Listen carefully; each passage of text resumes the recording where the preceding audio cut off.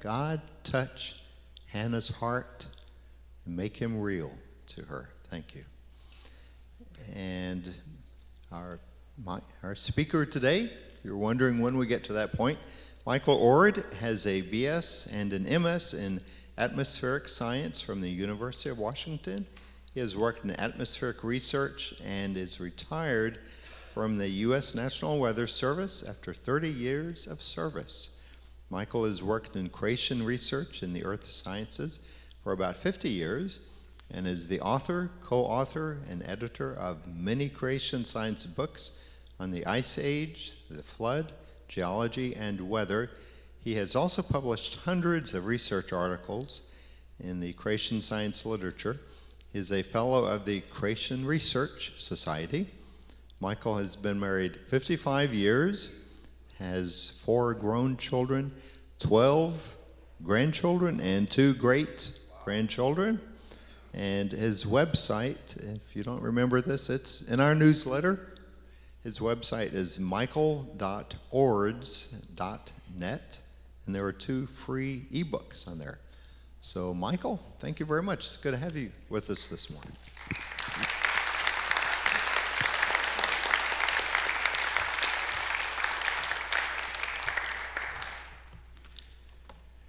Well, good morning from Montana, where I live. But I've been out in this area for a month and a half. Long time to be away from home. Just happened to be that way. Anyway, I'm going to talk about, do ice cores contradict the Bible?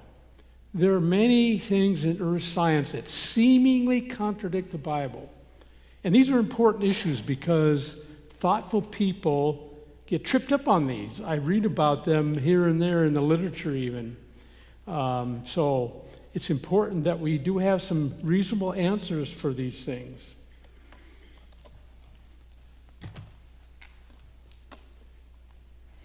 Okay, what is an ice core? Well, we have the Greenland and Antarctic ice sheets. They're about 2 miles thick, maybe 3 miles in spots in Antarctica. And they go to the top of these, especially the top. They like the tops. And they drill down, like they drill deep sea cores or drill for a well on Earth.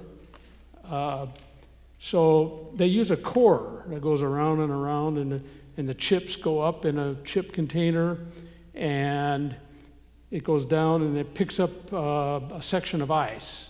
It's about that wide, and the sections are anywhere from 3 to 9 feet, depending on the type of core.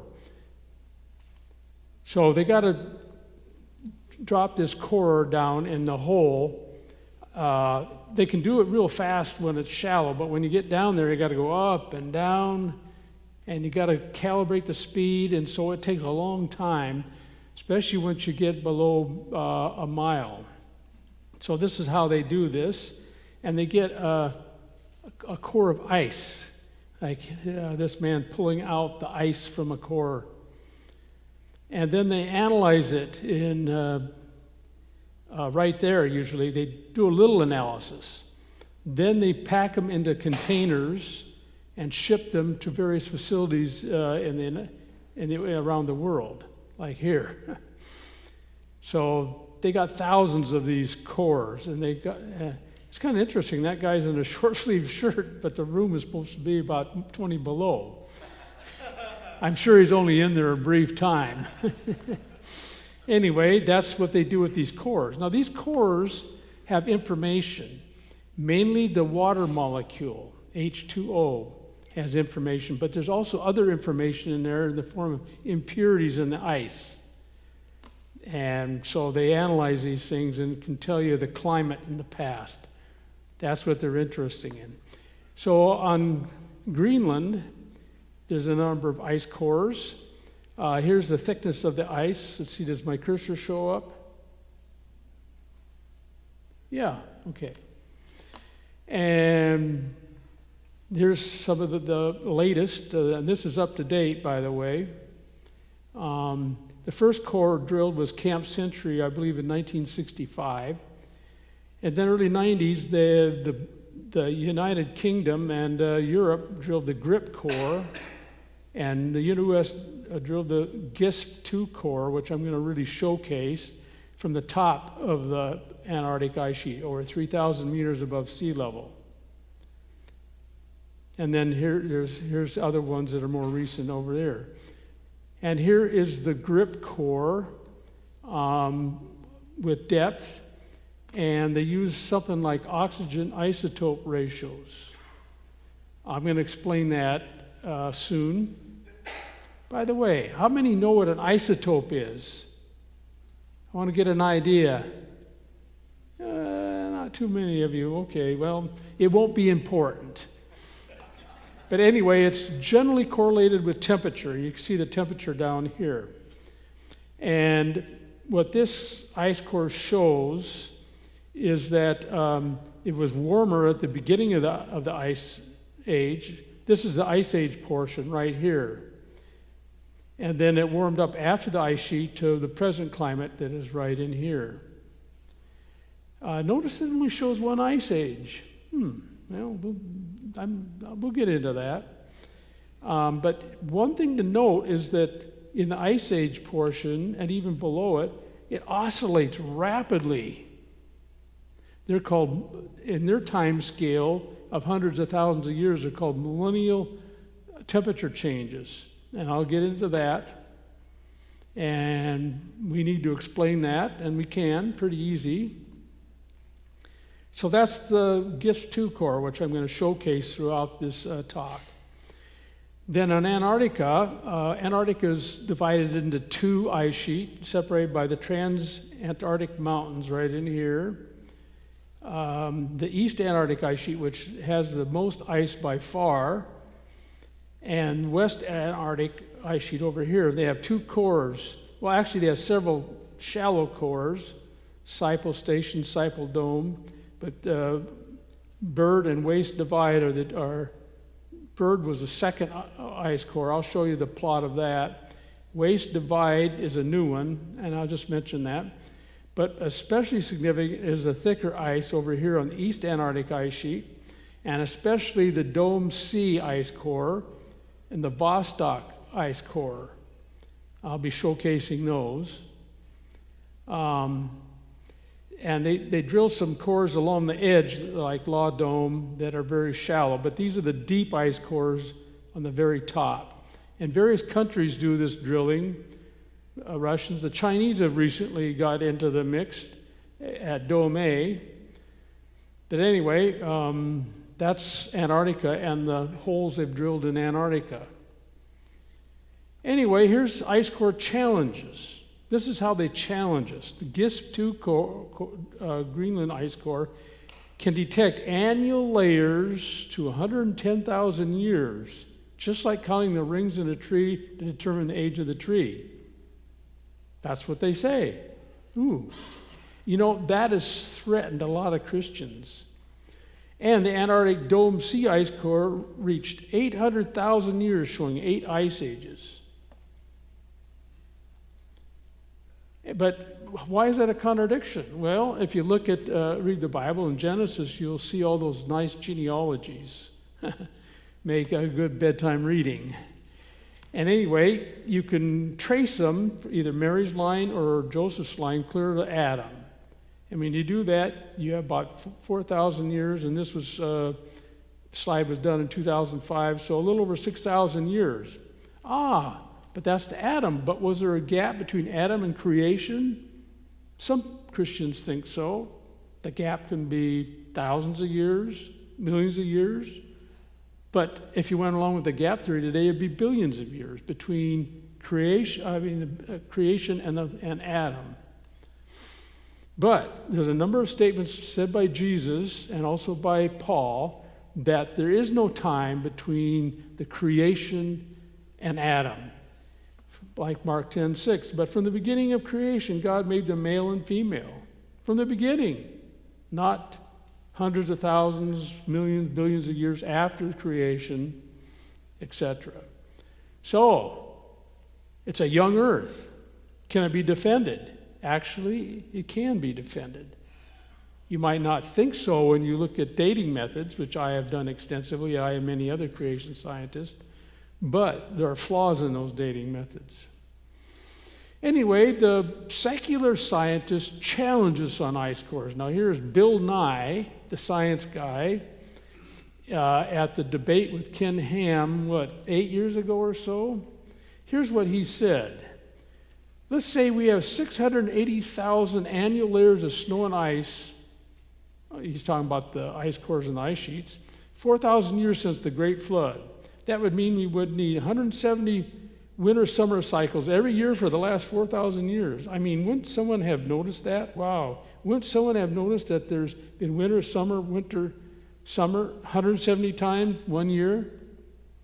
You know, he probably should have been a little more wise and realized we're not that stupid. He made some mistakes. Now we got to watch out. Us and evolutionists. If we're going to challenge something, we got to get their position correct, right? Otherwise, you do a straw man. This is a straw man. First of all, there aren't 680,000 annual layers. In the East Antarctic Ice Sheet, there are no annual layers because they only get about that much ice collected a year on the average up there. It's a polar desert. It's too thin for an annual layer. You have to have at least that much ice a year to collect for an annual layer. And even in the Greenland ice sheet, they only claim 110,000 to the bottom. So, I mean, he's way off right from the beginning. But he's not the only one. How many have heard of Hugh Ross and his Reasons to Believe ministry? Quite a few. Well, he challenges us too. He says studies of ice cores affirm the antiquity of the Earth and pose a serious challenge to young Earth models. Layers in ice cores, cylinders of ice removed from an ice sheet, can be used to determine ages if the layers are deposited annually. Okay? Assuming annual layering, high-resolution ice cores from Greenland and Antarctica give ages in the hundreds of thousands of years, indicating Earth is at least that old. They don't give ages in hundreds of thousands of years, especially Antarctica. Greenland up to 110. So he doesn't got it right. He doesn't have it right. Recent work conclusively demonstrates that events occurring on centuries and millennial timescales, those are those oscillations they claim are on millennial timescales in the Ice Age portion, in both cores correlate with each other. Actually, they're not in the Antarctic cores. Each hemisphere is separate from each other and generally independent. They don't show up except weakly in a few cases in Antarctica, but they're only Greenland. They show up on every core. He says that these short time scales in both cores correlate with each other. Well, they do just on Greenland. Furthermore, the cores show variability matching periodicities in the Earth's orbit that occur on millennial timescale. He's talking about the astronomical theory of the Ice Age or the Milankovitch mechanism. And it does not have periodicities in the millennial timescale. It has periodicities that range from 23,000 years to 100,000 years. So he doesn't have the Milankovitch mechanism, which I will refer to as I go.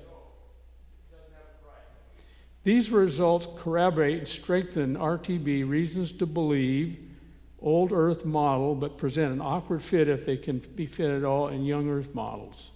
So there's a challenge from a Christian, an old Earth Christian, but he doesn't have his data right.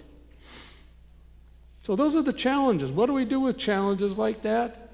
This is my theme verse for research. It's a great theme verse for other challenges in like biology, astronomy, or just life in general. Examine everything carefully. Hold fast to that which is good. That's the New American Standard Bible version, which I like the best. You hold fast to the Bible as God's Word, but then you examine these things carefully. So, as an overview, this is what we're going to get into. Oops. I'm going to show there are no 110,000 annual layers in the GISP-2 Greenland ice core. I'm going to show that there's no 800,000 years in Dome C Antarctic ice core. That'll be the first half of this. Then we'll have a break. These will be fairly long. The next three will be rather short, and it'll be from our point of view. How do we explain it? See, the Lord's led me to answer challenges, not necessarily to attack them, which I don't like to do anyway, but to answer challenges. So how do ice sheets, how are they explained within biblical Earth history? How do we get all that ice and snow in Antarctica and Greenland? And then I'll have an explanation for the radical millennial changes. And to them, these are really radical, and I'll give you a quote from one of the research journals to that effect. Then as a bonus, it has an explanation for the Green Sahara. Do you know that during the Ice Age and after it for a while, the Sahara was green with big lakes, aquatic animals like hippos, as fossils we find, and man's artwork all over the place, thousands of pictographs. And they even found a live crocodile in the Western Sierra at a high playa lake in about 1900, a live crocodile, a Nile crocodile, indicating that this radical change was not that long ago.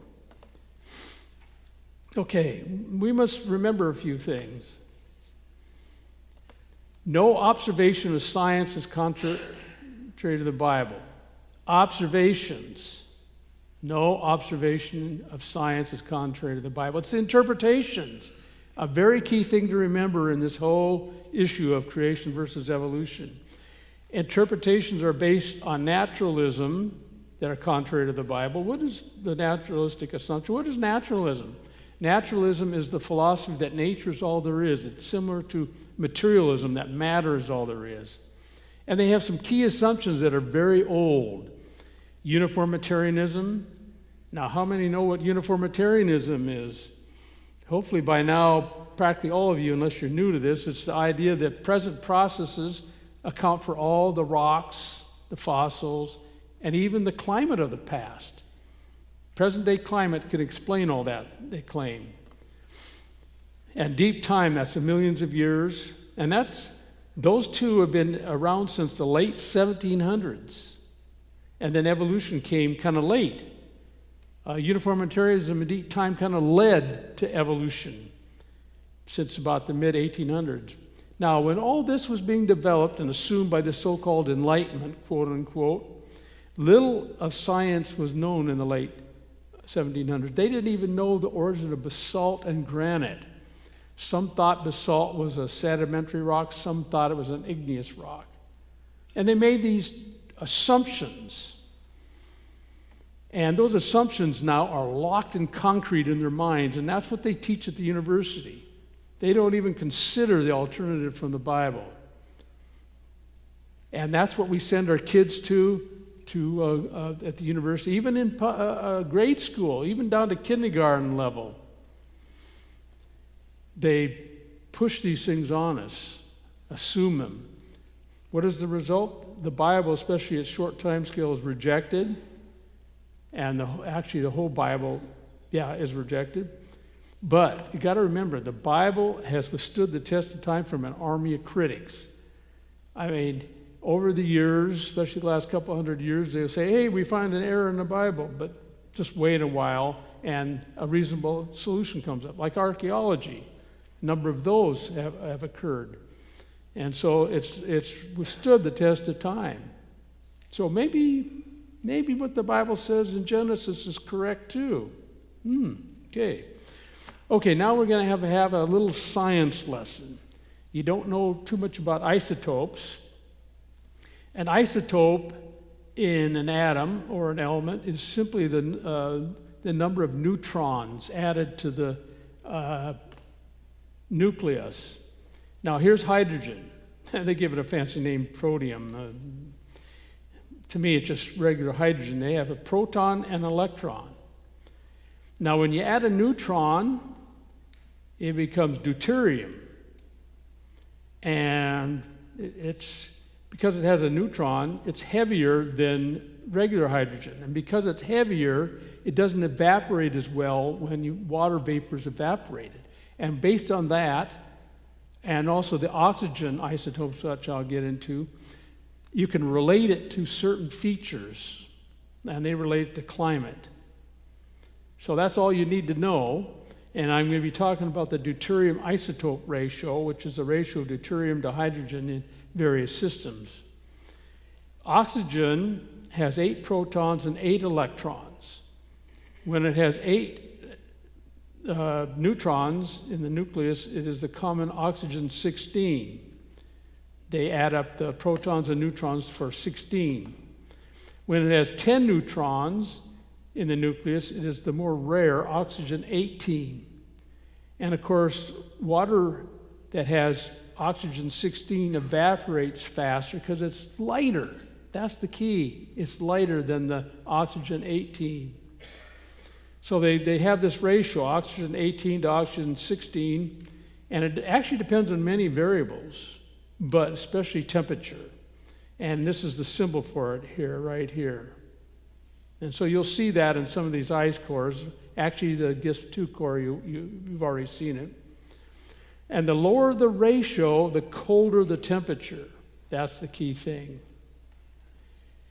And so you have annual cycles. Here's this is at the top of the Greenland ice sheet. They get about that much ice on the top every year. Now, there's exceptions, which in southeast Greenland, where they get about 5 meters of ice a year. That's a specialty. I'll mention that.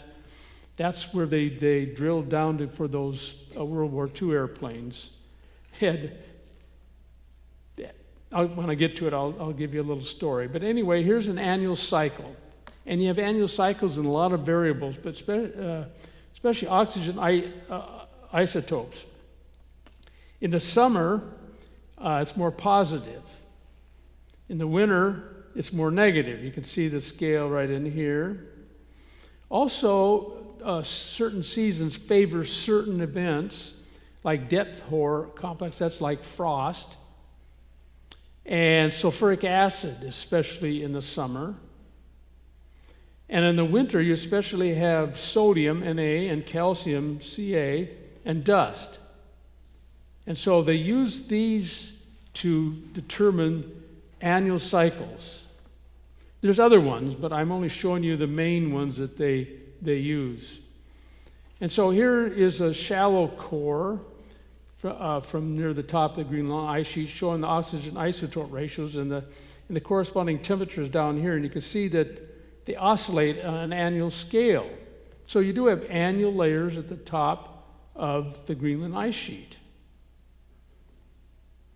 And the way this works, they assume that these ice sheets have been the same height for millions of years. That's a very key assumption they make. So they say when they drill down here, they don't want to drill in the sides because you have these flow features you got to deal with. So it's easier if it goes straight up and down. So the annual layers might start out about like that at the top. Then as you get further down, the pressure of accumulating years of ice push it down and thin the layers from vertically and stretch them out horizontally. And until you get to the bottom, according to their time scale, they become about as thin as a dime. That's what their annual layers are, thin as a dime near the bottom. You might think right off the bat, they might have some trouble measuring these things in a layer that's as thin as a dime. So, they do believe that these ice sheets have been around for millions of years. The Antarctic ice sheet started forming 40 million years ago, they say, reaching its present height 15 million years ago. Greenland ice sheet, you hear different stories, but it formed several millions of years ago at least, or many millions of years. You hear different numbers in the literature. And so each annual layer is squeezed and thinned. And because of that, you have something called diffusion that goes on. And it tends to smooth out all the storm layers in the annual layers. I'll show you some slides. And you get nice annual layers, they believe. But if In our time scale, the annual layer is 6 meters or 20 feet thick. It doesn't work like that at all. So those are key. I'll get into that. So there's Greenland ice sheet again. I'm going to showcase the GISP 2 core. And this is the Camp Century. I'm going to just mention that. Here is the raw data with depth. Oxygen isotopes up here, and temperature is down below. And this is the Ice Age portion right here, down near the bottom. And the early Ice Age, which was warm, goes along with our beliefs to a T.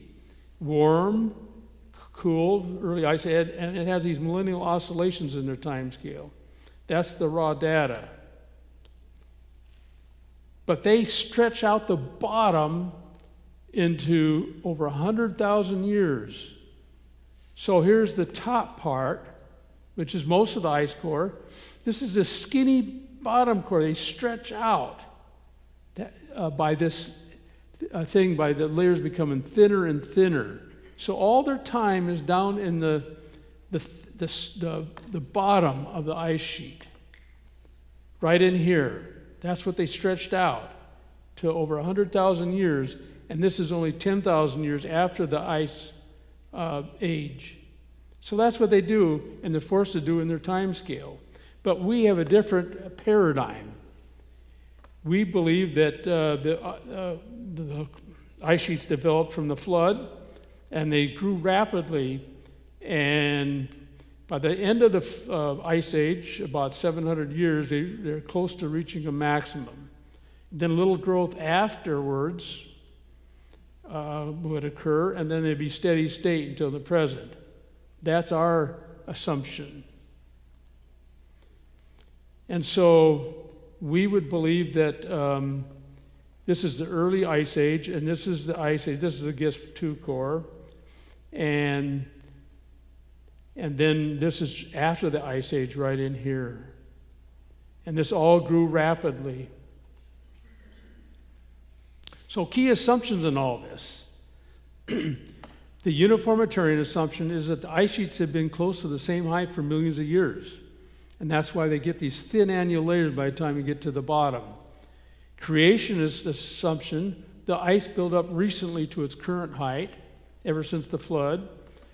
And annual layers get thinner and thinner, according to their paradigm. And what they claim are annual layers, when you get down there a bit, are actually storm layers, the deeper down. Storm layers. And storm layers actually show up at the top, too. But diffusion is supposed to smooth them out.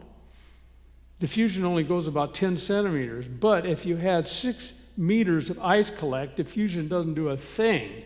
So the storm layers are left there. I will show a schematic of that later. This can get pretty complicated, by the way. So here's a graph. Here's the uniformitarian model where the annual layer thickness, that's what this is, with depth, thins with time, or thins down below. Our model says, well, at Greenland, we probably had 6 meters of water as an annual layer. But why do I have 3 meters right here for right in here? Well, remember, we have compression too. So the layers are compressed from 6 to 3 meters from all the snow and ice collected above it. And the early part is compressed the most because it has the most weight of ice on it. So at 6 meters a year, you'd have a curve like this. And at the end of the ice age, it tails off to what we have the present day annual layers. That's what we would predict from our model. This is what they would predict with theirs. There's actually 4 circular ways to date ice cores. And I'm only going to focus on annual layer counting because that's what they claim contradicts us. These others are ways they build into it when they can't use annual layers, which I'll show you they really can't. They put these in there, and all these give you old ages. Reference horizons are various horizons in their time scale from their deep time, and they build that in and they put that into the ice age. So they assume old age, they put it in there, and they get old age out according to their paradigm. But I'm going to just focus in on this annual layer counting. Well, here's that slide again, the annual layers. And I'm not going to mention depth or complex too much. It's essentially similar to the dust. But you have the annual cycle of the oxygen isotopes, and you have sulfuric acid, and these right here, dust, especially dust. And the three main variables in counting annual layers are the oxygen isotope ratios, the difference in acidity, that's the high sulfuric acid, and cloudy clear bands, called the visible stratigraphy. Well, how'd they do in the GISP-2 core? The oxygen isotope ratio quit at 300 meters. Now that is a shocking feature. Why in the world did that quit? Well, I think it's because it quit showing annual layers, so they gave up on it. The acidity layers can be used for after the ice age, but you can't use it for the ice age because there's a lot of dust, and the dust reacts with the acids to neutralize them. So that only works for maybe 10% of their time. That only leaves cloudy clear bands, which is 90% of their time. That's what they count, cloudy clear bands. And the cloudy bands, when you get down deep, are mainly from dust. Depth horror complex sometimes occurs higher up. And you can have many dust bands per year. Here's one. Here's from a more recent core. And here's the dust. Each one of these is 1.65 meters.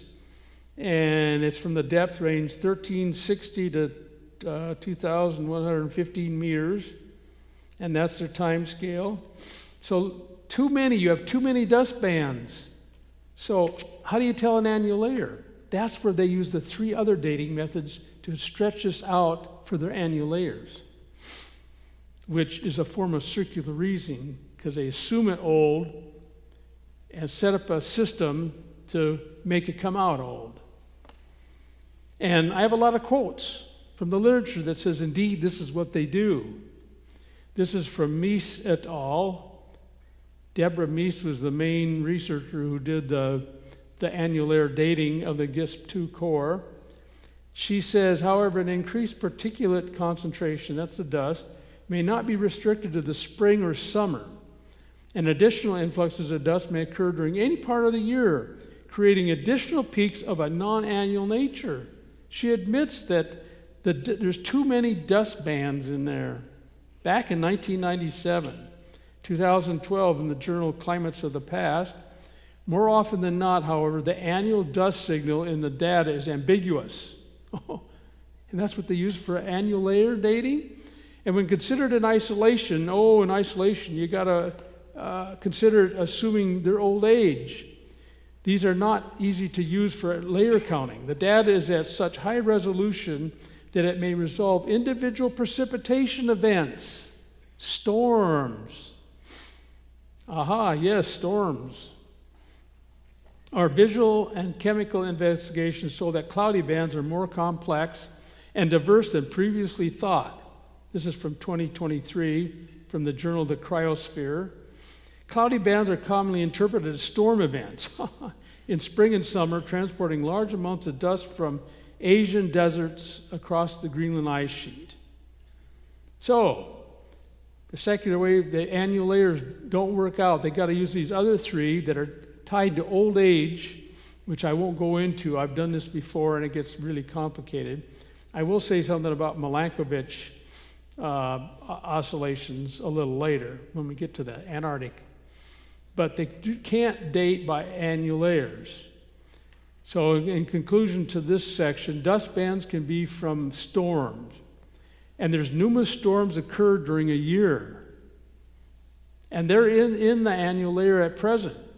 Even storms can have many cloudy clear bands. Even within a storm, you can have cloudy clear bands.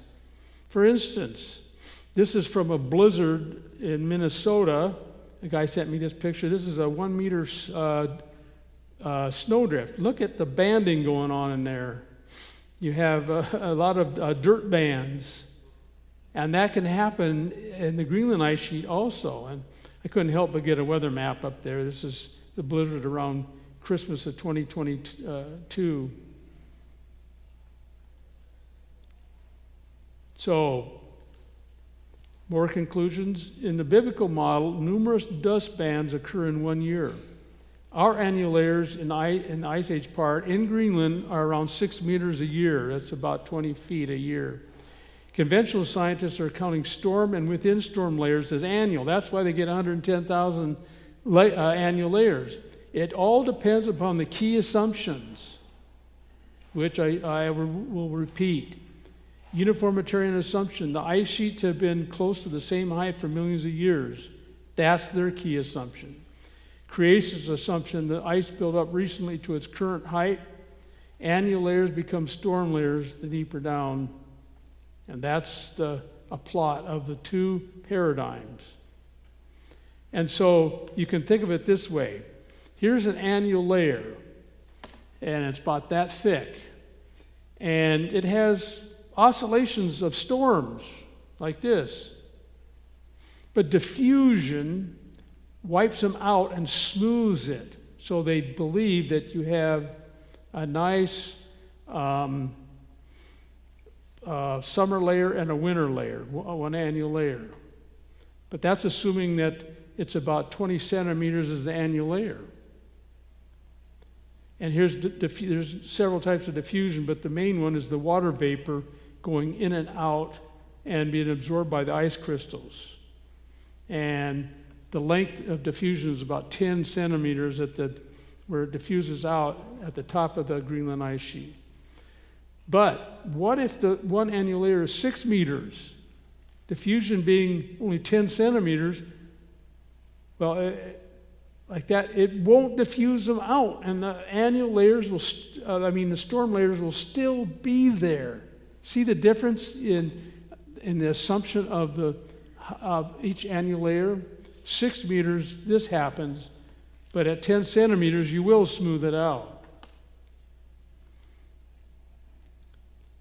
And when you dig down into this 110,000 years, you find out it's all by circular reasoning. And it's right in the literature. Anyway, GISP 2 was first dated to 85,000 years at 2,800 meters, which is near the bottom, by Mies et al., published in 1993 and 1994. But it was too young. It did not agree with the Milankovitch mechanism, which says ice ages repeat every 100,000 years. And so it was too young. So guess what? They said, redate it. You can kind of see what would happen. So Mies et al. Redated it in 1997. And this is right in the literature. You can read it right in the Journal of Geophysical Research, which is where I got this. And the way she did this, she increased the resolution of this instrument. LLS means laser light scattering. The resolution went from 8 millimeters to 1 millimeter. And guess what? With a thinner resolution, you do get more wiggles, which are storm and within storm layers. And guess what? In the bottom 500 meters, they found 25,000 more annual layers. And GISP 2 was dated 110,000 years at 2,800 meters. Wow. That is such a blatant example of circular reasoning, and it's plain as day in the literature. And here's kind of an illustration of how it probably worked. Say they had the instrument at 8 millimeter resolution, and they got these oscillations, so they counted each one of these as annual layers. But if at a 1 millimeter resolution, they'll get more wiggles, like that. And these tick marks are the new supposed annual layers. That's how it worked. So, there are no 110,000 annual layers in GISP-2 Greenland ice core. Now we're going to jump to the Dome C Antarctic ice core, which is quite different. And then we'll have a break. Hopefully, because your minds are probably overloaded and you need one. Anyway, let's get back to the Antarctic ice sheet. And I'm going to talk mainly about the bird core. I'm just going to show you a plot of that. And then here's the Vostok, which when they first drilled, they only got 2 ice ages. And with time, they drilled to the bottom, which has a lake, a deep lake on the bottom, by the way. There's dozens of lakes on the bottom of the Antarctic ice sheet, believe it or not. So they drilled into a lake, but they got 4 ice age cycles. Dome C, they got 8. And each ice age is supposedly 100,000 years. Why? Because they assume the astronomical theory of the ice age, which is the eccentricity cycle, where the sun oscillates between almost a perfect circle to a slightly flattened ellipse over a cycle of 100,000 years. But it's interesting. That cycle does not affect the sunshine at all. So they have no power at all for ice ages. It's really a big problem with them, but they're stuck. Here is the bird ice core, second ice core drilled by 1996. And here's the deuterium isotope ratio here and the oxygen isotope. They're correlated. Anyway, here's the post-ice age here. Here's the ice age portion right here. And you hit the bottom. Notice just 1 ice age. So it's kind of interesting that right off the bat, Greenland and bird cores show only 1 ice age when they claim that they've been there millions of years and supposedly there's been 50 ice ages in their Pleistocene period. 50 ice ages, they claim. But you only see 1 in these ice cores. This fits perfectly with our ideas. Now this new core, waste divide, showed only a partial ice age, which is rather interesting. It didn't even show 1. Reason? Because it was drilled in West Antarctica over what was ocean water at the beginning. And so a lot of the snow and ice melted before it even got going. So you start late in the ice age to collect it. I have a schematic of that, which I won't show. Anyway, what concerns us is East Antarctica Dome C shows up to 8 ice ages. But in general, the bird core and the Greenland cores show 1 ice age like this: early ice age, warm ice age, post-ice age. That's the general plot. So let's get back to the Dome C and Vostok. The bottom schematic here is the actual values with depth in meters. Epica is the Dome C. It's in red. And the Vostok is the green. And Dome C has more wiggles. And they count each one of these wiggles as a separate ice age, assuming the Milankovitch theory of the ice age, which we have shown as creationists to be wrong. So they count these. And here's the time scale they give them. Vostok only had 4. Here, the ice ages are down here. 1, 2, 3, 4. And Dome C, here's 1, 2. These are interglacials right in here, these big spikes up. 1, 2, 3, 4. Oh, look at how that doesn't quite match all these. In fact, it's a low amplitude. Which one of these are ice ages? Is that a ice age? That? I mean, so they determined there are 4 more in here. So that's what they did on a time scale. And here's the Vostok core, 2.2 miles down, and it hit Lake Vostok, which is about 600 meters deep. It's a huge lake. It's the biggest lake down there. Here it is on the left in red. That's the size of Lake Vostok. Why are there lakes in the bottom of the Antarctic ice sheet?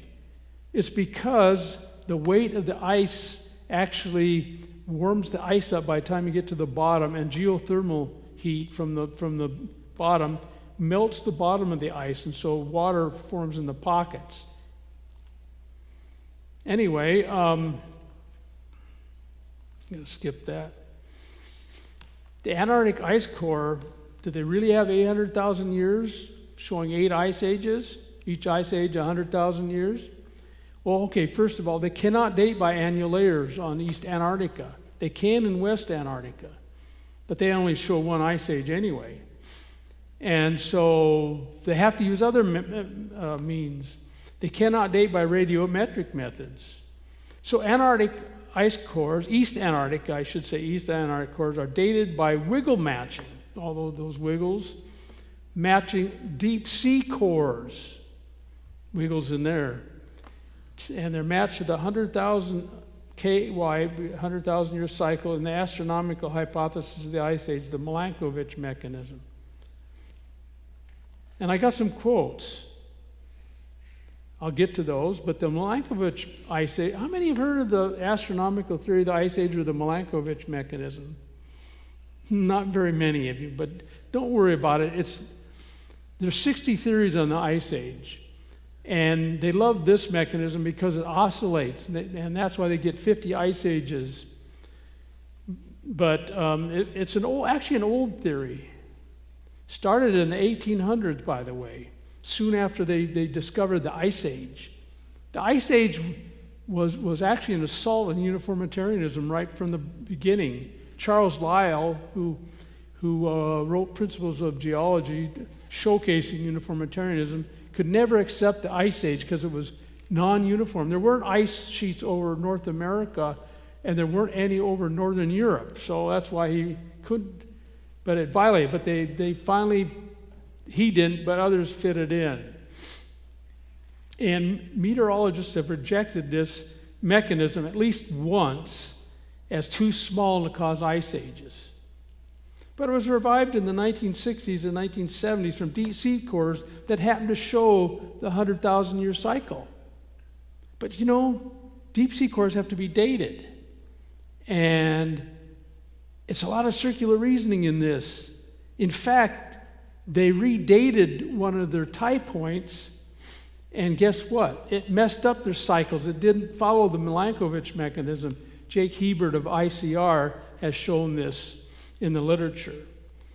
And they claim each ice age is 100,000 years. And because of that assumption, they date the Dome Sea core to 800,000 years because they believe there's 8 ice age cycle. It's as simple as that.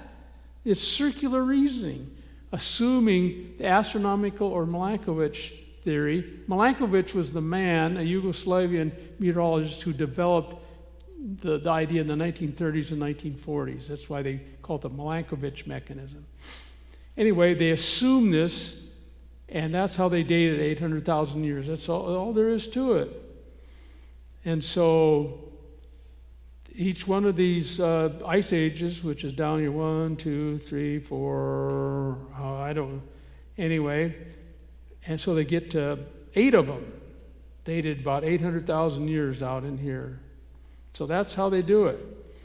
And I'm going to have a few quotes to back this up because it seems rather outrageous that they can use circular reasoning based on an assumed ice age mechanism to date the Antarctic ice sheet.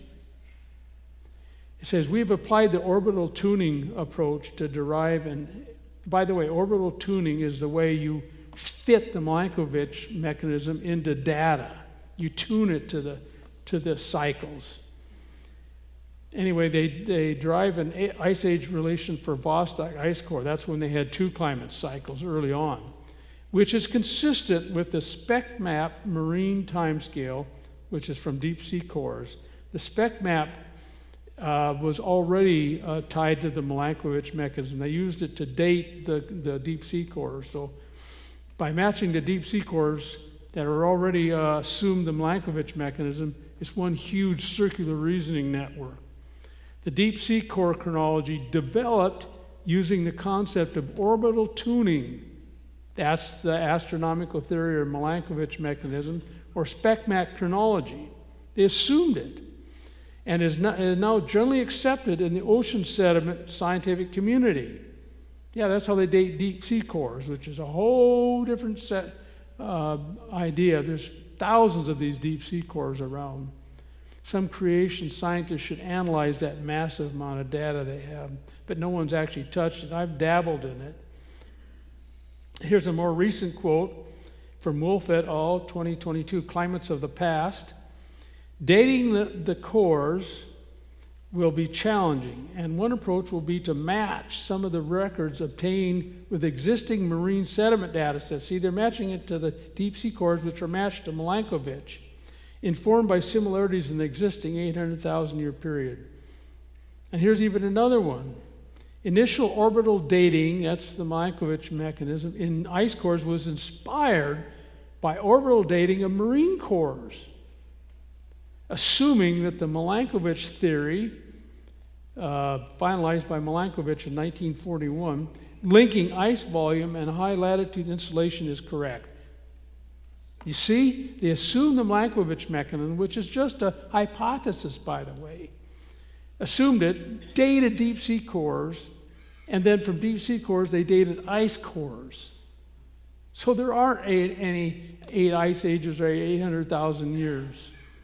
So this is the intermission, and I don't know how long we'll take, but we'll be back and we'll explain. How do we explain all this? Next.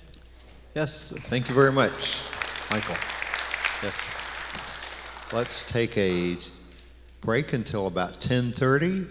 And again, the book table. Oard back up to finish his talk.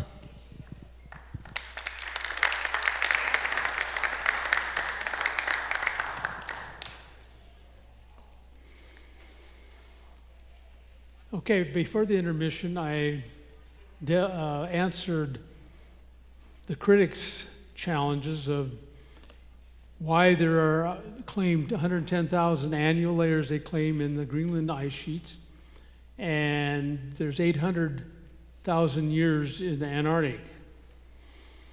So there aren't any 110,000 annual layers, or there aren't any 800,000 years in the Dome Sea. It's all due to circular reasoning, assuming old age and building a system that results in old age. Now I'm going to transition into how do we explain things. So the third topic out of 5 is ice sheets explained within biblical Earth history. And this is kind of a summary of what I said earlier. Our model, we have probably 6 meters a year in the Greenland ice sheet, more so in the Antarctic as it'll turn out. And it's been compressed down to probably 2 to 3 meters today.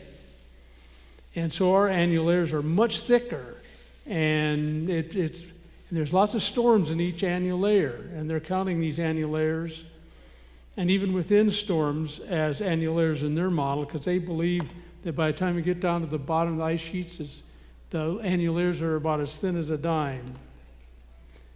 And of course, this is their assumption, because it's been in equilibrium for millions of years. Our assumption is it built up since the time of the flood, during the Ice Age, and even a little bit after, but especially built up during the Ice Age. So what are some key assumptions in our model for reinterpreting ice cores observations within biblical history? Number one, you had warm water at mid and high latitudes causing much more evaporation. This is due to all the volcanism during the flood, so you'd end up with the warm water. As a result, you'd have more rapid accumulation of snow and ice, because the warmer the water, the more the evaporation. And a key feature, which is a little bit difficult to understand how it fits in, is the glaciation would be delayed in the lowlands of Greenland because of the warm water and air. Onshore flow would hold it up. It'd be in the mountains, but not in the lowlands. And right now, the ice has pushed down these ice sheets to land maybe 600 to 1,000 meters. the way the ice has pushed the land down. So if we got rid of the ice, and we're talking about the beginning of the buildup of the ice, you got to start with higher land. Anyway, here is the bottom of the Greenland ice sheet right now. The blue is below sea level. Here's the center right in here where the thickest ice is. It's actually right now the bottom's below sea level. But if you take the ice off, this will rise to maybe about 700 meters. So it'll be relatively low compared to the mountains right along the east and the southwest mainly. So, but because it's lowlands, all this warm water early in the flood will hold off the buildup of ice for a while. And there's a lot of evidence for that, by the way, because when they drill down to the bottom of these ice cores, which are mainly in the lowlands, I might add, they find evidence for warmer temperatures. They find sometimes fossils of plants and trees down there, indicating that there was a period of no ice before the ice collected in our model. And it fits beautifully with our model. It's called isostatic rebound. So you push the land down, it flexes and stretches out horizontally. But when you take the ice off, it lifts back up to where it was before. So that's what we're talking about. So we have to consider that. So timing of the beginning is important. Because the lowlands of Greenland did not begin glaciation for 150 years, that's the issue. But East Antarctica would glaciate quickly because it was pretty high and it's near the South Pole. So because of that difference, we can correlate the timing of the ice sheets, which I will get into. But here's a little schematic of the ice age. Starts right after the flood in appropriate areas, mainly central Canada, north central United States, away from the warm water, and the mountains glaciated. Now, in this schematic, Greenland unfortunately is split in half. So this is 50 years into the ice age.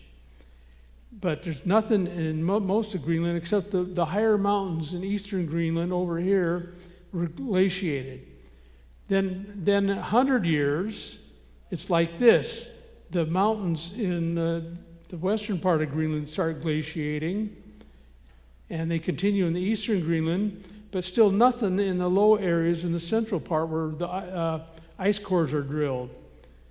But then in 200 years after the flood, 200 years into the ice age, it becomes like that. So the ice sheet is delayed in Greenland for about 150 to 200 years, a key point of how we can correlate the Antarctic and Greenland ice sheets. And because it was delayed, this is kind of a schematic of how it built up over 4,500 years since the flood. Notice here, it doesn't start right away after the flood. It waits about 150 years approximately, and then it accumulates quite rapidly for 500 years, 600, 700 years into the ice age, and then reaches steady state soon after. So the accumulation rate is about 6 meters a year. That's a lot. But I'm going to showcase Antarctica because it's more in Antarctica. So if we can get the thickness of Antarctica in a short time after the flood, we can certainly do Greenland. And you probably heard of those aircraft that landed on the southeast Greenland ice sheet. This is a P-38 during World War II. And this gives you an example of how fast the ice can build in Greenland. I had an encounter with when they were putting this together. See, they drilled down and brought it up in pieces. So they had to put it together in Middleborough, Kentucky. And I just happened to visit there when they were finishing. And I asked the guy, how deep did you think these aircraft were before you started checking? He said about 15 feet. And the reason he said that is because, when you get most of Greenland has only about that much annual layers, especially the top. But those are high elevation where they have less precipitation. Now, we can't make too much of this example because as they showed, they couldn't find them. So they had to get sophisticated seismic things, and they found out they were about 260 feet down, 3 miles away from where they landed. So, and they didn't know this. In other words, they get about 5-6 feet of ice there a year, much more than the rest of Greenland. And it's a bullseye area in the southeast Greenland ice sheet. And meteorological, it makes sense because it's near the permanent Icelandic low and it's close to the water, so you'd expect it to have a lot of precipitation. But meteorologists didn't know that, but now they do. So we can't use that in one sense in saying that the whole ice sheet would grow that fast, except when there's no ice sheet. Then we had low altitudes, warmer water. It can give you a foretaste of how fast it can grow from this example when there isn't an ice sheet there. That's how we can use it. So it's called glacial girl. That's it flying right there. Anyway, well, here's the Antarctic ice sheet. Now, this is the current elevations, you'd have to add maybe about 600 to 1,000 meters and raise all this. And so you'll see that East Antarctica, there's some great mountain ranges. The Gamburtsev Mountains are very fresh looking, I might add, indicating that they were covered not that long ago. But if you raise all this, much of this blue area of the ocean disappears. And so you have a fairly high altitude part of the continent that would glaciate almost immediately after the flood. But West Antarctica is mostly ocean.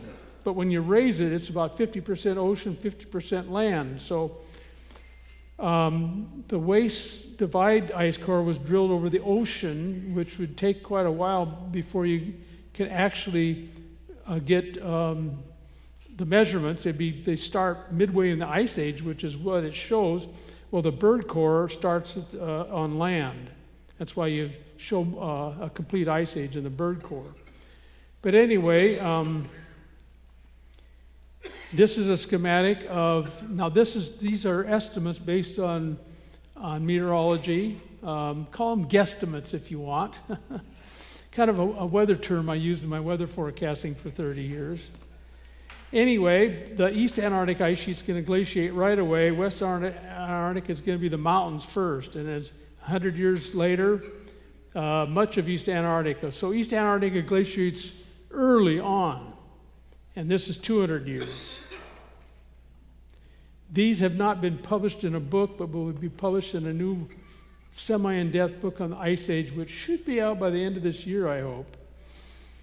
So, to understand the timing of the Greenland and Antarctic ice sheet, you can correlate them by methane. Methane is a gas that it's mixed between the hemispheres pretty quick. There is some differences between the southern and northern hemisphere, but in general, it's the same. And based on the methane, you discover the top half of the East Antarctic ice sheet correlate to the total length of the Greenland ice sheets. In other words, the lower half of East Antarctica ice cores were deposited in 150 years before Greenland even got started. And that means that about 1,500 meters of ice had to occur in 150 years on East Antarctica.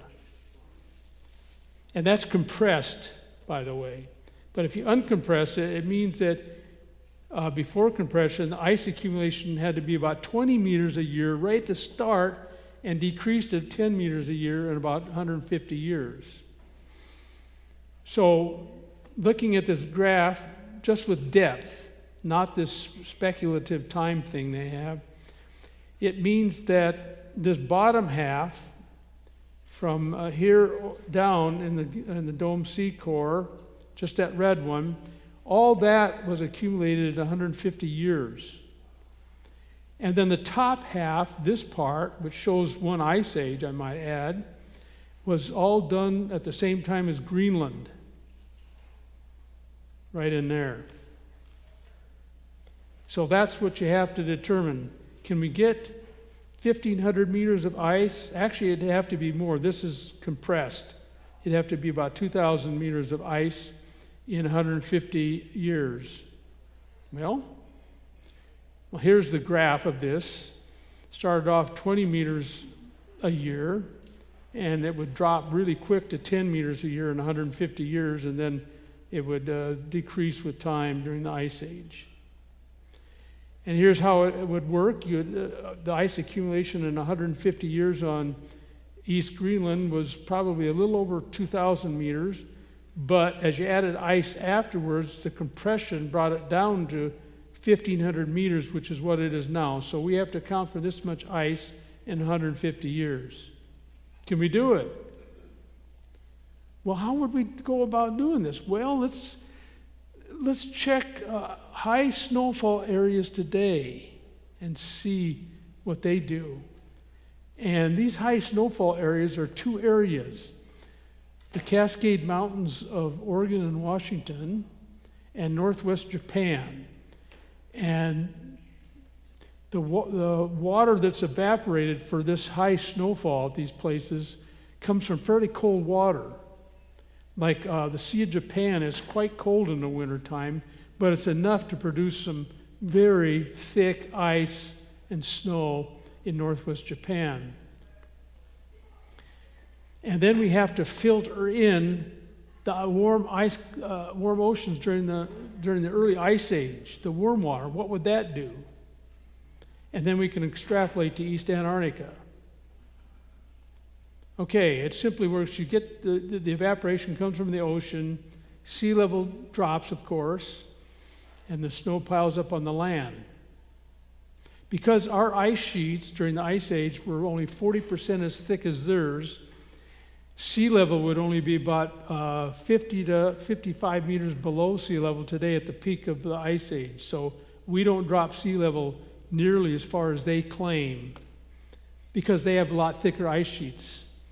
Anyway, that's a whole talk on it in itself. But anyway, you've probably seen this around here. You drive up to Mount Hood or across the Cascade Mountains, and this is kind of what things are like. I'm from Washington State, and this was common in the wintertime in the Cascade Mountains. But this is not the Cascade Mountains.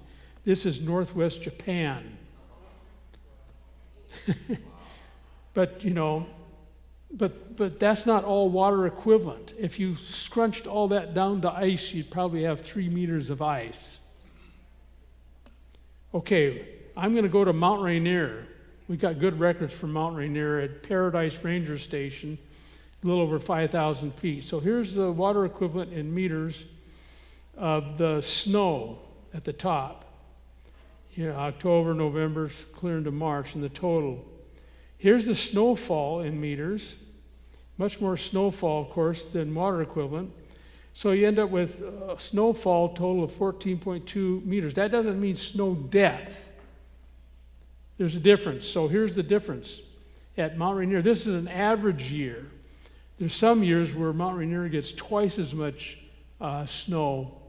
Anyway, 14 meters of snowfall during the winter. Well, when it's compressed to snow depth, it's only about 6 meters. But then if you melt it all, you'd have 2.17 meters of water. But since when you freeze, ice is less dense, you'd have about 2.5 meters of ice in about 4 months. Now, if you had a perpetual winter in Antarctica, we'd have 7.5 meters of ice, just on using Mount Rainier as an example. But let's take the 3 snowiest months of Mount Rainier. They average 0.45 meters a month of water equivalent. So 12 months, that'd be 5.4 meters if it's a perpetual winter like you would during the Ice Age in Antarctica. So the ice equivalent of that is 6 meters a year, just with that cold water out there, 6 meters. But because of the warm water after the flood during the Ice Age, averaging, I calculated, estimate about 30 degrees centigrade, 86 degrees Fahrenheit. These are some postulated isotherms around Antarctica. Antarctica would cool, they're minus 10, but the 0 degrees one would be right along the shore, turning to 30 degrees centigrade right after. Now, the key feature of this is the warmer the water, the more the evaporation. So you have a lot more water vapor available. So if we had the cold temperatures of today, we get 6 meters, but with warmer temperatures, we get a lot more. How much more? I'll get into that. Anyway, you can evaporate other conditions being the same, you can evaporate 7 times the water vapor into the air at a sea surface temperature of 30 degrees centigrade than at 0 degrees centigrade. 7 times.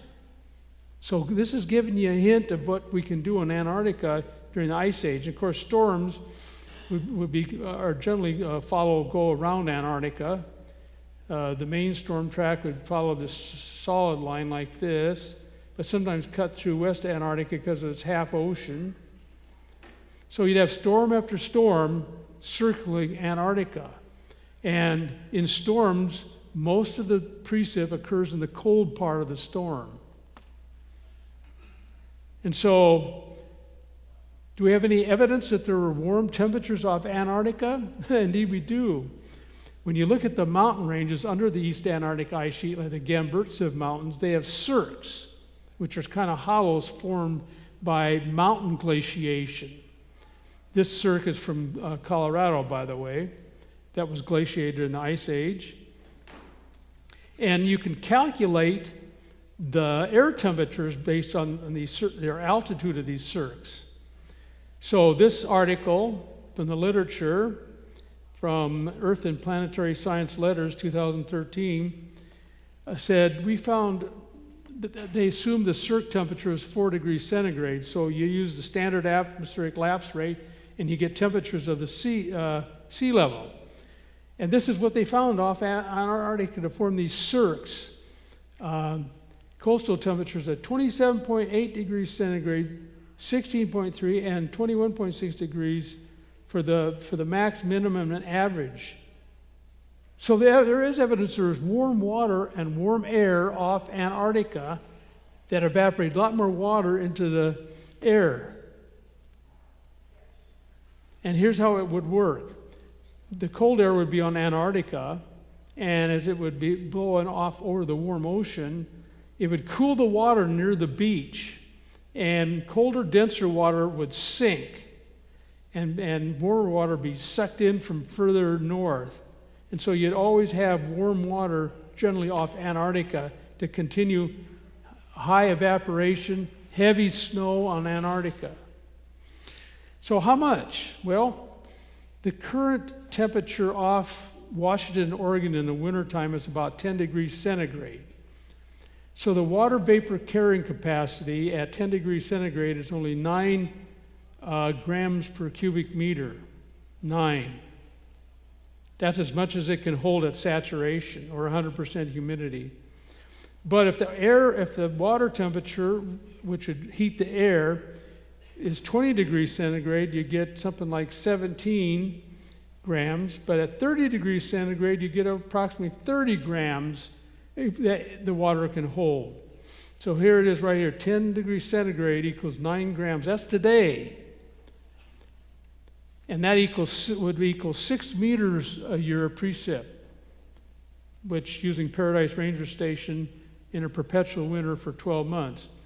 At 20 degrees centigrade, the precip can be 12 meters a year. At 30 degrees centigrade, you'd evaporate 30 grams per cubic meter, and it can result in a precipitation rate of 20 meters a year. So because of these warm temperatures, because we have a different ice age model than they do, their ice age model is cold, winter and summer. But we start off with warm water, which is like fuel to fuel the ice during the ice age. So we can get measurements of 20 meters a year.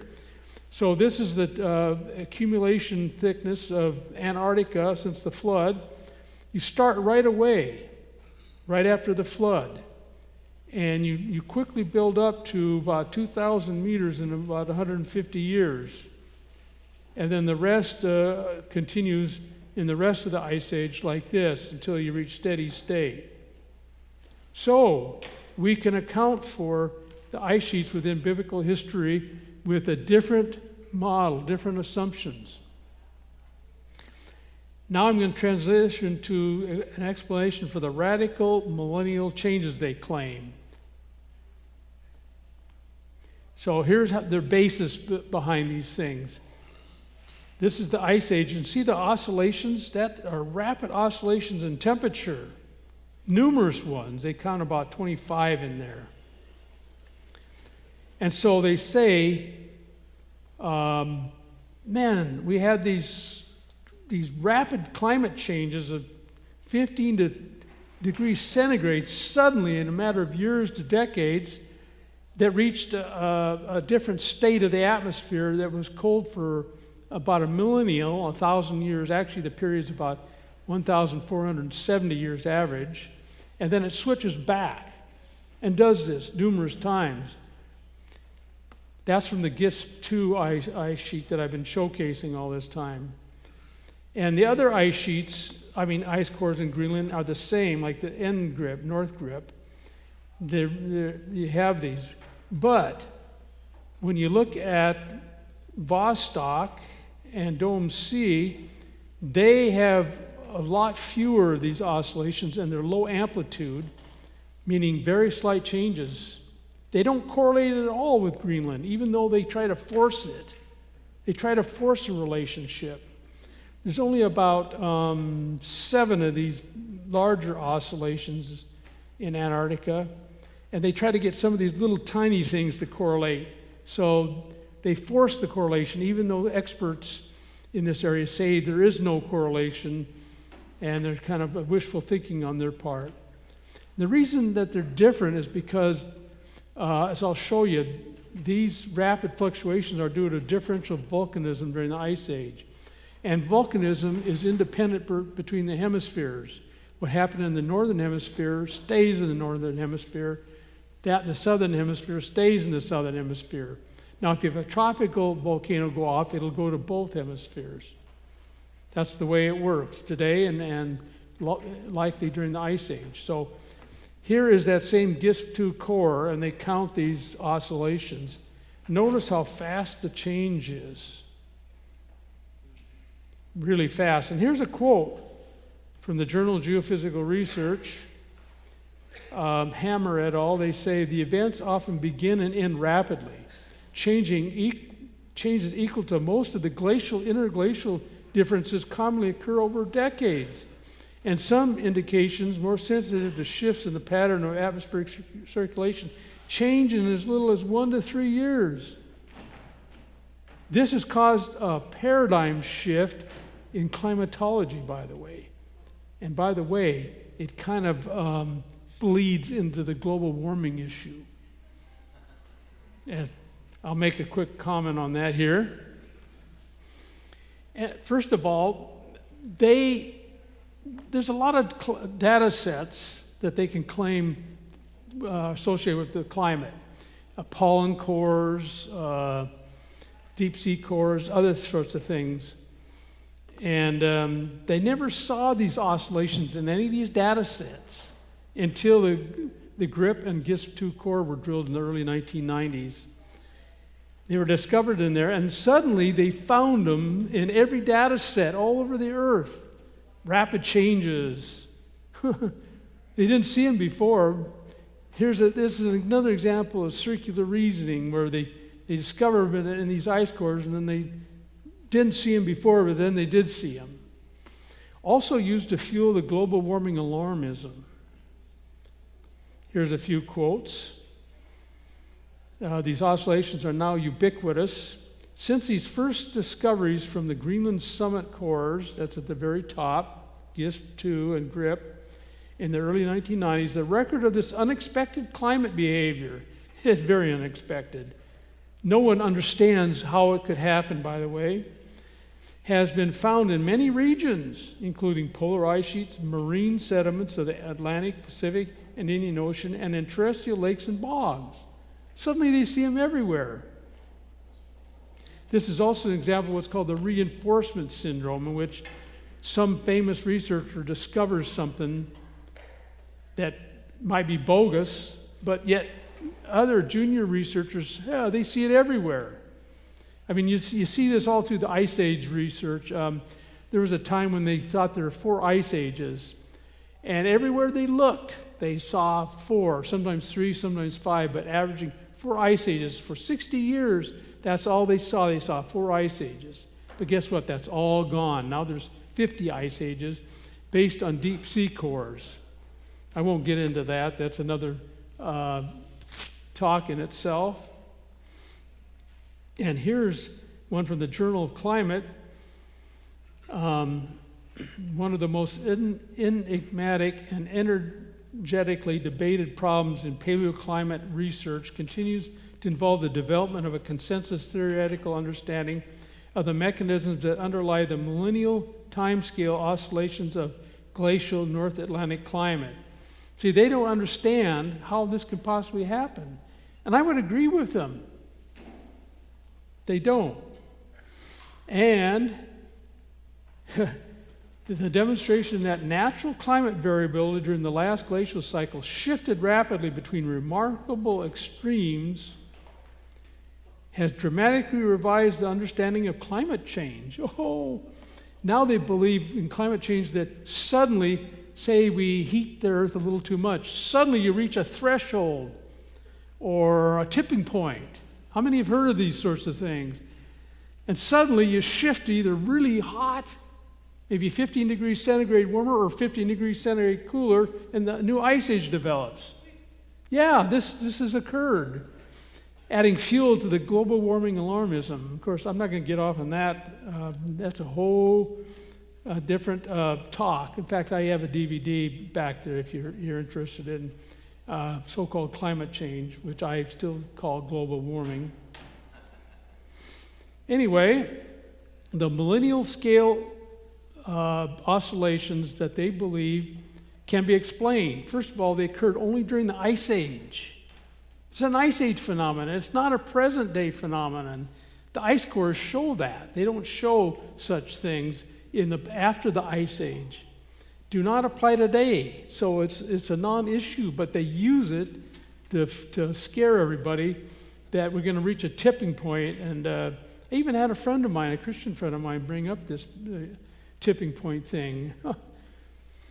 And no wonder so many young people are getting scared and getting psychological problems because of climate change. I read a whole article on this phenomenon, how there's a lot of psychological problems among young people because of the fear of climate change, which some people claim is the most significant factor facing humanity today or ever.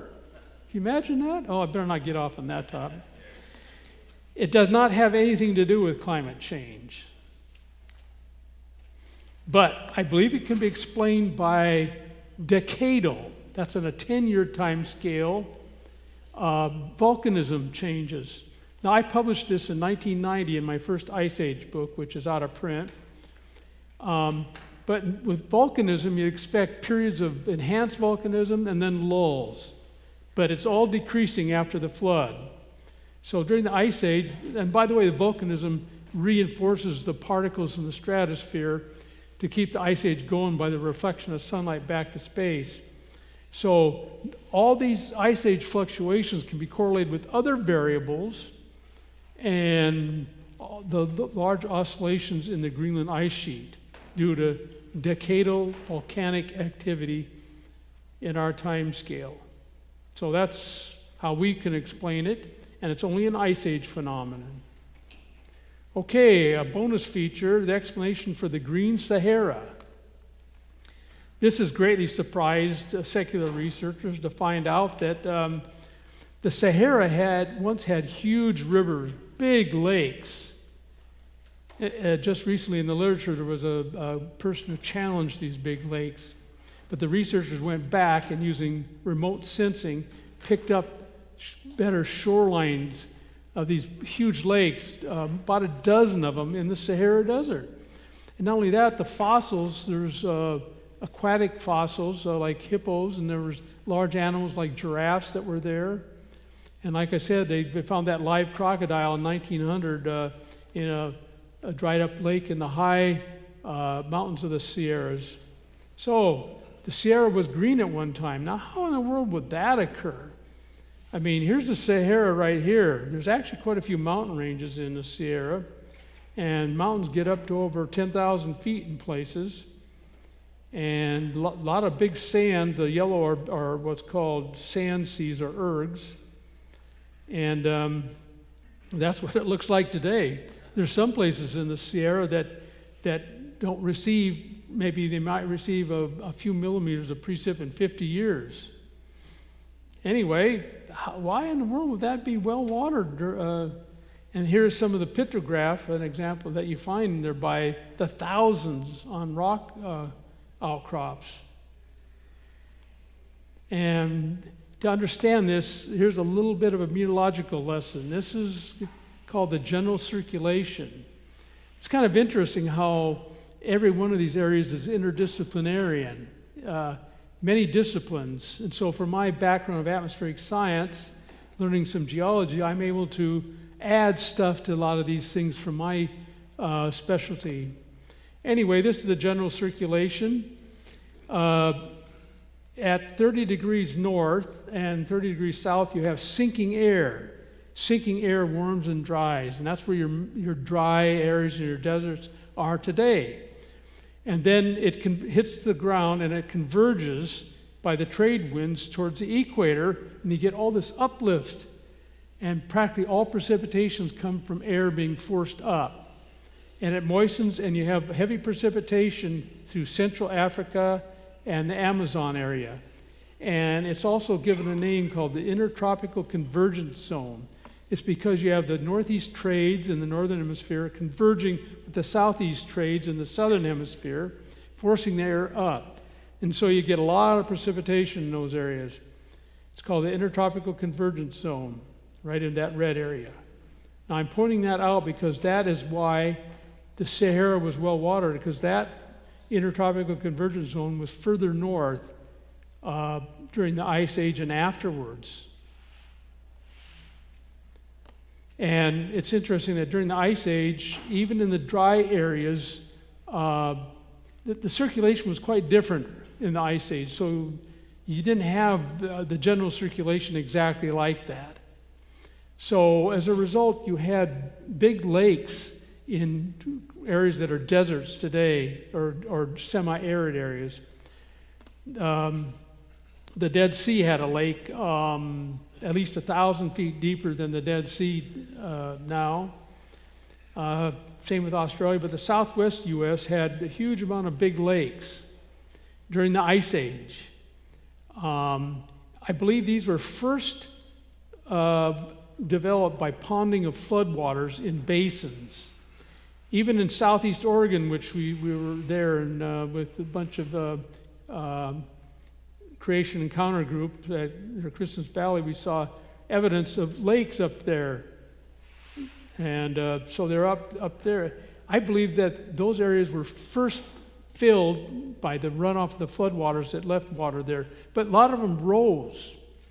And during the Ice Age, because you had a lot more precipitation during the Ice Age in this area. For instance, this Lake Bonneville here was about 10 times the size of the current Great Salt Lake, which averages 12 feet deep. Lake Bonneville averaged was about 800 to 1,000 feet deep. And it rose. We know it rose because it overtopped a pass, a Red Rock Pass here, and caused the Bonneville flood down the Snake River right in here. So we have all these things, and secular scientists have a lot of difficulty explaining all this water in now desert areas. Anyway, you can see the shorelines of these lakes. This is Lake Bonneville's shorelines. There's several of them. This is north of Salt Lake. Okay, let's go back to the Sahara. It happened in the Sahara too. This green area is due to the Intertropical Convergence Zone. That is forest, heavy precipitation, 1 to 2, 3 meters of water a year. Now, we know that in the Sahara, the Green Sahara was due to the intertropical convergence zone being further north, because the oxygen isotope ratios show that it was from warm water, not cold water coming from the north. So it's called the African Humid Period, AHP. So it caused wet deserts in the Ice Age, as I call them. It actually extended for a while after the Ice Age. This especially flummoxed them. And like I said, the oxygen isotope ratio shows the ITCZ, intertropical convergence zone, extended into the Sahel, which is the transition area between the Sahara Desert and the wet Central Africa. So why was the ITCZ in the Sahel or the Sahara? Well, they can't figure it out, but we can in our Ice Age paradigm, because the ITCZ shifts 12 degrees from winter season to summer season. In winter, in the southern hemisphere, it shifts north 12 degrees. When it's winter in the northern hemisphere, it shifts back 12 degrees. So it oscillates 12 degrees of latitude. So, but the Ice Age reached a maximum in 500 years and melted in 700 years in the northern hemisphere. But because the oceans are larger and they have more heat capacity and more water vapor, the Ice Age wouldn't reach a peak until about 1,000 years in Antarctica. So the perpetual winter in the southern hemisphere would last up to 1,000 years after the flood. And so because of that perpetual winter, it forced the ITCZ further north, much more than it occurs today. Because a longer ice age in the southern hemisphere is a perpetual winter, and it would push the ITCZ even farther north than it occurs today by the seasonal cycle. So because of the max in the Antarctica, the southern hemisphere being 1,000 years versus 500 to 700 years in the northern hemisphere, we can account for the Green Sahara. We can from our Ice Age model. Conclusions. The 110,000 annual layers in GISP-2 and the 800,000 years in Dome C are based on circular reasoning, assuming the Milankovitch mechanism of repeating ice ages. Rapid ice accumulation is because of warm water in the post-flood ice age. The warmer water is the key for not only the ice age, but the rapid development of the Greenland and Antarctic ice sheets. Catastrophic millennial changes in their timescale are only in the ice age, but they're due to peaks and lulls in hemispheric volcanism on a decadal scale, a 10-year time scale. The Green Sahara explained by ice age maximum being about 1,000 years after the flood on Antarctica. So we can explain a lot of mysteries with it. Some key takeaways for you. This can be rather complicated. And anyway, ice cores can seem like a great challenge when you first hear these challenges. Their interpretations are the challenge, not the observations. We need to apply 1 Thessalonians 5:21, examine everything carefully, which is what I do. Hold fast to that which is good, which is the Bible. We have different assumptions, and we get different results as a result. We can use the same principles for other challenges to the Bible, in earth science or anywhere. Anyway, if you want to know more about it, I have an in-depth book called The Frozen Record, published by ICR. It's 20 years old, but it's still up to date. And I've published a number of books, especially on the Ice Age. This is my key layman-friendly book on the Ice Age, Frozen in Time. The Woolly Mammoth, the Ice Age, and the Bible. It keys on the Woolly Mammoth mysteries. And of course, I wrote some children's books back at the book table over there that's still up. I got to get it down here pretty soon. Anyway, we have children's book explaining the Ice Age from the eyes of a 12-year-old boy living in a cave. Life in the Great Ice Age with my wife. And just recently, my latest book is Biblical Geology 101 with Dr. Robert Carter. This is just basic geology so that you can see the wonderful, powerful evidence for the flood as you drive around out there. And of course, couldn't help but write a children's book, Exploring Geology with Mr. Hibb. We have one for dinosaurs also. And this one, you wonder about the dating methods. How do we explain those? Well, I got a book for that, The Deep Time Deception. By the way, they forced that title on me. I don't really like it. It has a subtitle that's not there. My subtitle was Examining the Case for Millions of Years. But that was kind of a blah, blah title, and they said, we can't have it so blah, blah. Let's get something more provocative. Oh, I'm a quiet researcher. I don't like, but anyway, that's the way it is, a deep time deception. And this is from a layman's point of view, aimed with someone with no science background. I got this because pastors would come up to me saying, how do I explain this? The layman books we have are too complicated, which they are. So I attempted to write this from a layman's point with no science background. Someone will have to tell me how I did. No one's told me yet. And anyway, if you're new to this whole issue, we have lots of answers. Besides ice cores, we have answers to a lot of things. And a lot of times we get the same questions, and so the answers book is the book you might want to take a look at. And I want to leave you with this quote. Your faith should not rest on the wisdom of men. That's what all this uniformitarianism, deep time, and evolution are a result of. But it should be on the power of God. God has the power to create, cause a flood, no sweat. And here are a bunch of websites, including mine, michael.ords.net. I have 2 free ebooks on there. And of course, I got Creation Encounters there. I show this every time I advertise your group, and then all the major ones. So that's it. And I think we have some time for a few questions and answers, not too many, because we got to get out of here at noon. Yes, we had some good time. Thank you very much, Michael. Very interesting.